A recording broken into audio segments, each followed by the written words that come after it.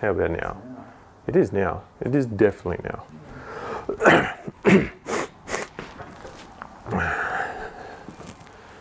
All right, what am I doing? Just going to talk to me. Hey, how you doing? All right, so how did you get into photography? Photography saved my life. It came around that I was going through a tough time in my life, and my partner at the time, and now my wife, said I should change it, do something about it, do something that I love, that I have a passion for, that I enjoyed. And the only thing that made me happy at that time was photography, because I used to put a camera around my neck when I got home from work that I dreaded going to. I'd walk down to the cafe, get a coffee, put the headphones in, walk the beach in Newcastle, and take photos of anything and everything that was going on. So from there, how did photography become a business for you? So when I decided to do what made me happy, what I did was I quit. I quit everything. I had a little money saved, so I literally lived off that and studied photography. And about 18 months after that, I got my first paying job. At that point, though, I had no money in the bank because I'd eaten through all my savings and life was very tough.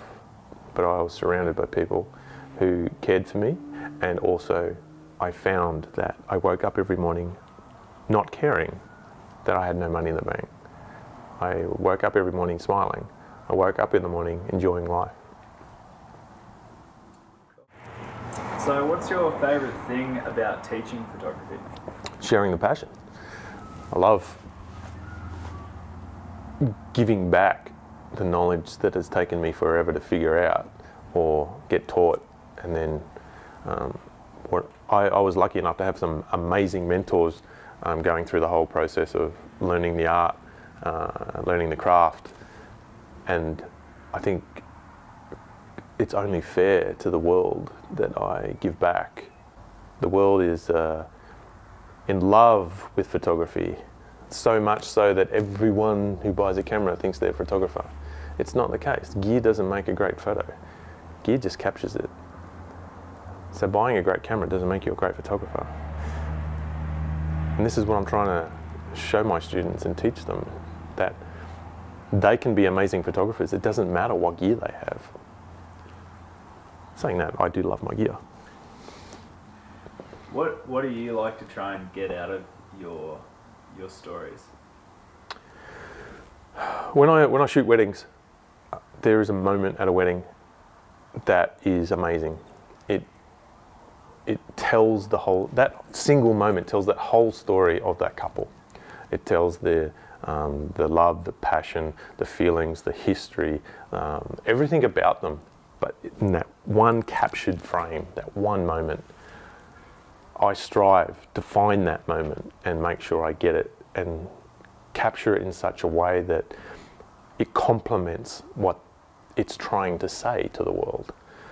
And I try and make the lighting, the atmosphere, the emotion, everything like that come together in a single frame such that it tells an amazing, not sick, that's not the right word.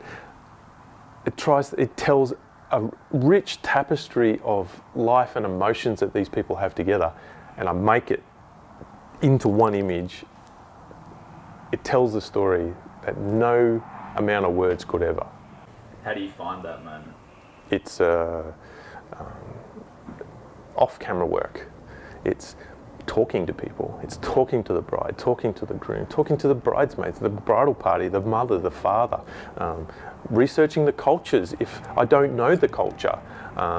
It's important not only to understand how to capture an image, but also how to orchestrate it, to help it, to guide it into the stages where my passion and love for the art combines with their passion and their love for each other. or what they have connections with. And if I can find that and use that and remember that and watch for it when it comes around, then that's what it's all about. Awesome. So I'm all about storytelling. I'm all about trying to figure out what needs to be told and how to tell it. And when I first started in this game 10 years ago, I used still images to tell that story. Now I'm realizing that I shouldn't restrict myself to that medium. It's all about how do I best tell that story? Do I need moving pictures? Do I need video? Do I need audio? Do I need music? Do I need what helps emphasize the points and the emotion in that stage? And when you figure that out and you go, hang on a minute, I need video. Video and moving imagery helps the world. Then I just knew that's what I had to move into. So now I'm moving into video and video production. It's blowing my mind again because there's so much of this new world that I don't understand yet, and will continue to research and learn new techniques and methods and ideals. I mean, I've never had to touch audio ever in my whole media career and photographic career, and now it's more than 50% of a production.